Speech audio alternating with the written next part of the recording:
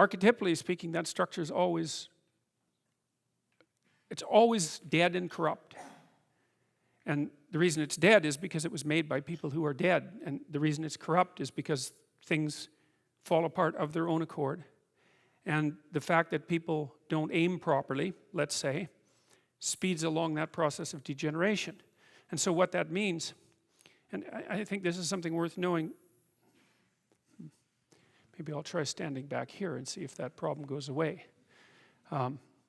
What that means is that young people always have a reason to be upset and cynical about the current state of affairs.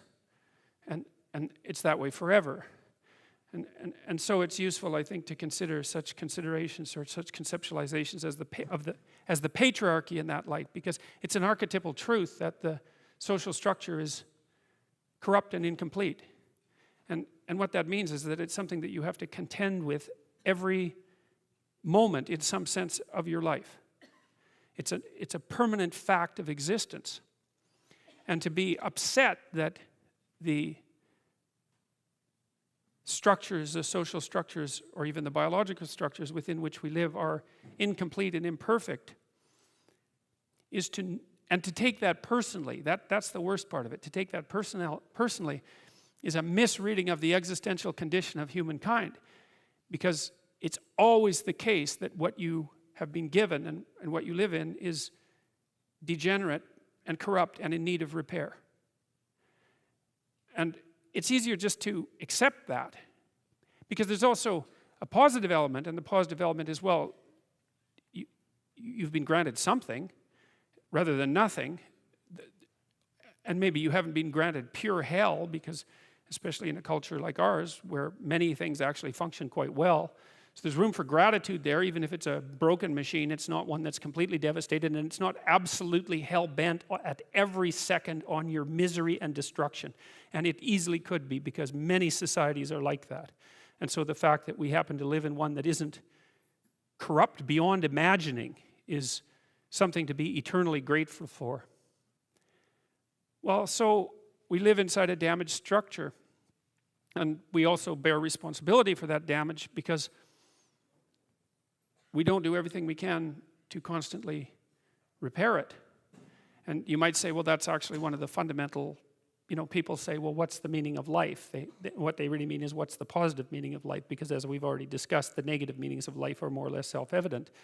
Well, the positive meaning of life is to be found in noting the state of lack of repair of the walled city that you inhabit, and then sallying forth to do something about that, to repair the breaches and to fix up the walls and to make the structure that you inhabit as secure and as productive as it possibly can be.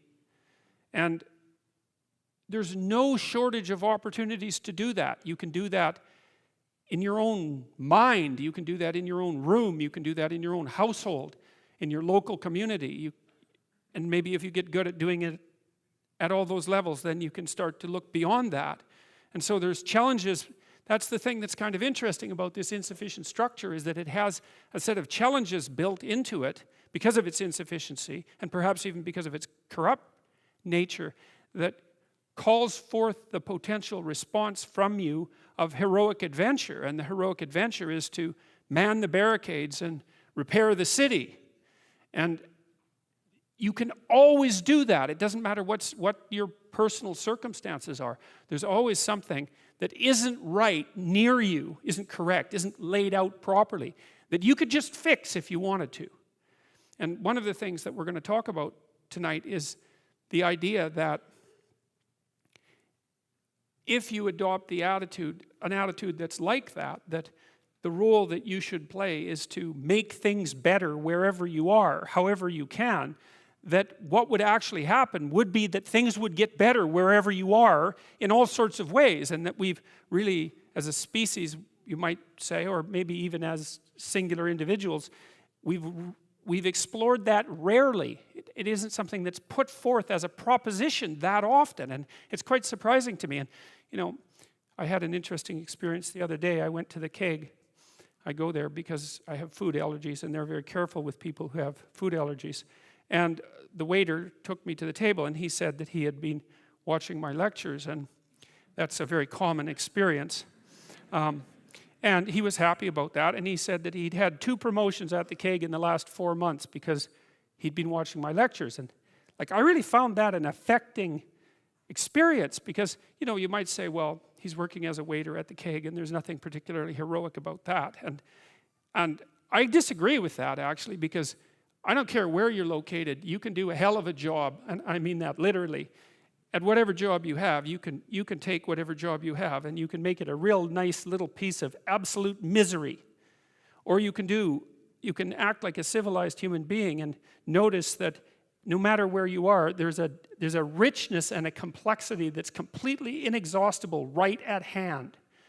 And then you can take that seriously, and you can say, well, I happen to be a waiter at the Keg, and perhaps that's not what I expected, and he's a young guy, and perhaps that isn't where I want to end up, but it's not nothing. It's a rich environment, and I can make it a lot better if I want to. I can get along properly with my coworkers and not gossip behind their back, and I can treat my customers properly, and if an opportunity comes my way, I can take it, and I can see what happens. And so he said that's what he'd started doing, and that things were working out much better for him. He was in a much better job than he was 3 months ago. And 3 months, that's nothing, right? I mean, that's a nice trajectory. It's an uphill trajectory, and that's what you want, really. An uphill trajectory is actually even better than being somewhere good, as far as I'm concerned, because one of the things that really makes your life meaningful is the clear realization that you're headed somewhere better than you are now. And then it's even better if you also understand that there's a direct causal relationship between the things that you're doing and the steepness of that incline.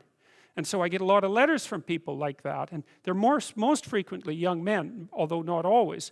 And they say, well, you know, I've been listening to these lectures, and I decided that I'm going to try to take responsibility for my life, and so I've started to stop doing all the stupid things that I know that are stupid, that I know I shouldn't be doing, and I've started doing some of the things that aren't stupid that I know I should be doing, which seems pretty obvious, really, if you think about it. But obvious though it may be, that isn't necessarily what people do. And then they write and say, you can't believe what difference that makes. And they're thrilled about it. And so I'm thrilled about it when I get letters like that, because I really don't experience anything as better than a letter like that or a message like that, because it's so good to see things that aren't so good replaced by something better. And I really do think it's an open question. I truly believe it's an open question to what degree we could make things better if that's what we actually aimed at doing. You know, in some of the stories that we've covered already, the story of Cain and Abel in particular is really an analysis of that problem, which is so remarkable. It occurs so early in this document. It's such a foundational story, and it basically says, well, there's 2 modes of being in the world, right? There's one where you adopt the responsibility for living properly, for being properly, and you make the sacrifices necessary for doing that, and then everything will flourish properly. And the other one is a pathway of resentment and bitterness and rejection and murder and genocide, and that just seems exactly right to me. And so if the positive path beckons, if you can actually see what it is, if you can lower yourself enough to see what it is. Carl Jung said once that modern people didn't see God because they didn't look low enough. It's a phrase I really, really like, because people denigrate the opportunities that are right in front of them.